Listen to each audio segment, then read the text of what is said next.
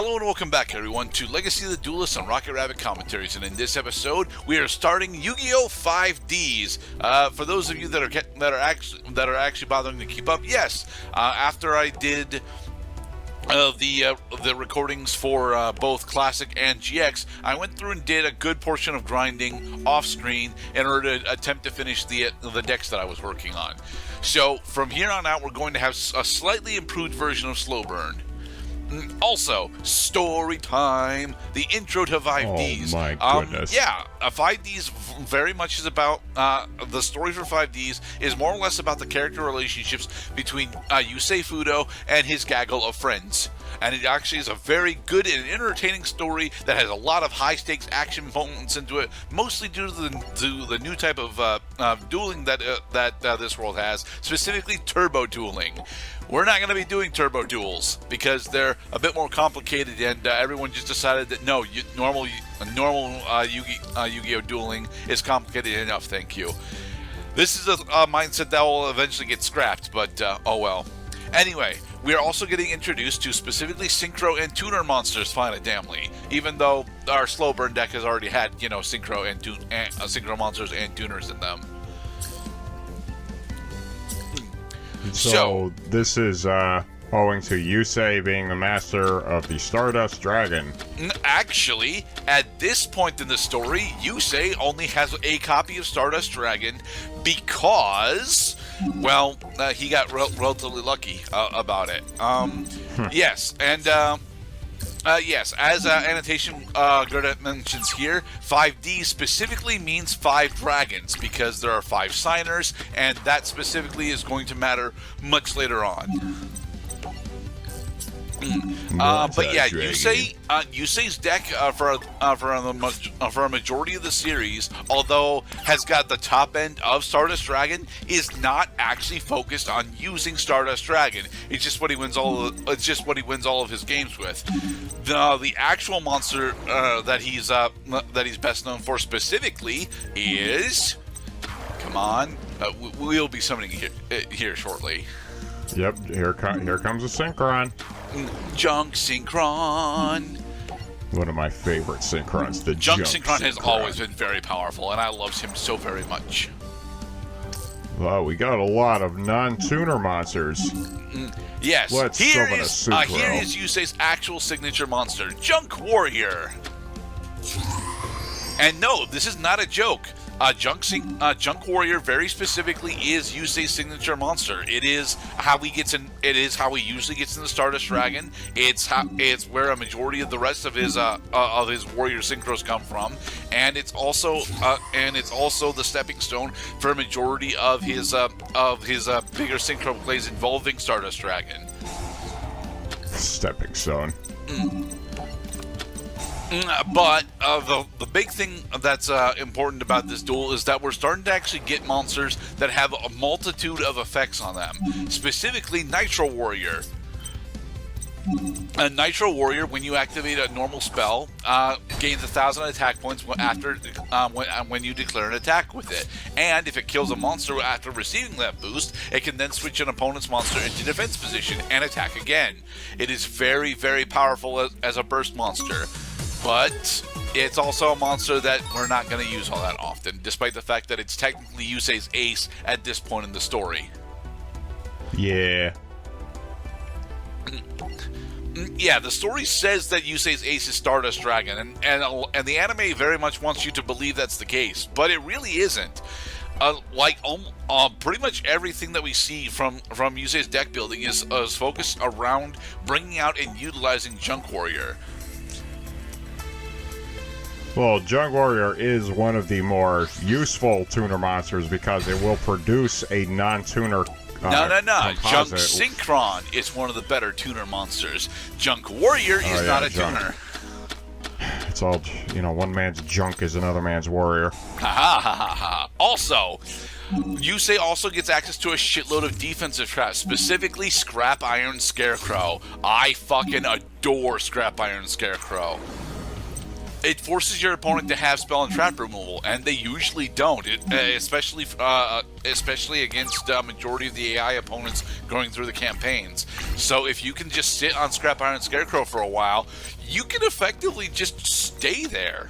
It's very, very nice. Clock Resonator's not supposed to exist yet, but oh well. We've for our viewers following along in Rocket Rabbit Commentaries playthrough of Yu-Gi-Oh! Legacy of the Duelist, these duels and the characters that we've been facing represent characters from the anime who, although are using some signature cards as seen on the show or in other games, have enjoyed upgrades because of more recently added expansions to the Yu-Gi-Oh! Trading card game. And because if they didn't do that very specifically, every duel would play out exactly like it's supposed to in the anime. And we're not doing Turbo Duel, so we can't do that. Ooh, Quillbolt Hedgehog. Quillbolt Hedgehog is Yusei's primary non-tuner monster. It functions extremely well with Junk Synchron, as Junk Synchron can revive it. But if Junk Synchron wants to revive something else, while Junk Synchron is on the field, Quillbolt Hedgehog can revive itself. That's right. The Quillbolt Hedgehog can be a real pain. Like a big piece golem. It's we're Cyber Dragon. Alright, so now we can actually use now we can use our Junk Synchron to go into Junk Warrior, and then from there into Nitro Synchron into Nitro Warrior. Stepping stones again. Although I think we're just gonna sit on Junk Warrior here, right? Because it's at 26 at the moment.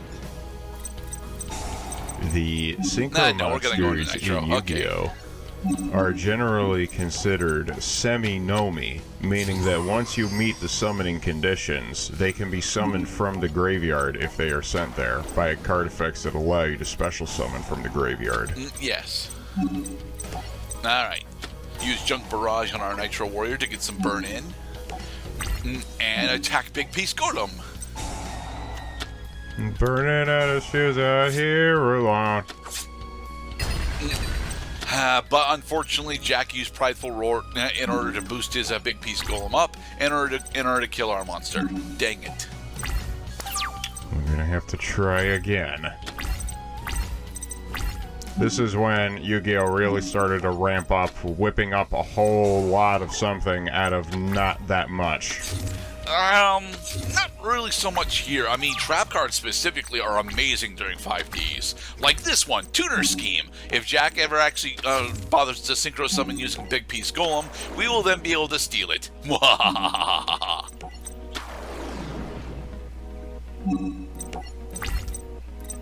Oh, that is do battle. Ooh, a Space Gate. Space Gate is actually one of Jack's signature trap cards at this point in the anime, even though he actually only gets to use it like twice, and he doesn't get all that much out of it, to be perfectly honest. He ends up building it really fucking heavy the first time he ends up using it on screen. At least 4 charges on it. And here is one of the literal best trap cards ever fucking printed, and I will stand by that. Pinpoint Guard. Whenever your opponent declares an attack, you can target a monster in your level 4 or lower monster in your graveyard and special summon it to the field in face-up defense position. That monster cannot be destroyed by battle this turn. Or card effects. I can see why you like it a lot. I fucking love Pinpoint Guard. Yes. Stall him, I say. Okay, so for the rest of this turn, Junk Synchron can't be destroyed by battle. He's not sent to the graveyard at the end of the turn unless a card effect sends him there. And even then, he's resistant to card effects, too. Mwah. And now, because you have a tuner on the field, now you can synchro into another synchro monster. After I actually resurrected Quillbolt Hedgehog. Because Yusei's extra deck right now only has 2 synchro monsters in it. Junk Warrior and Nitro Warrior. Junk Synchron, use its effect to resurrect Quillbolt.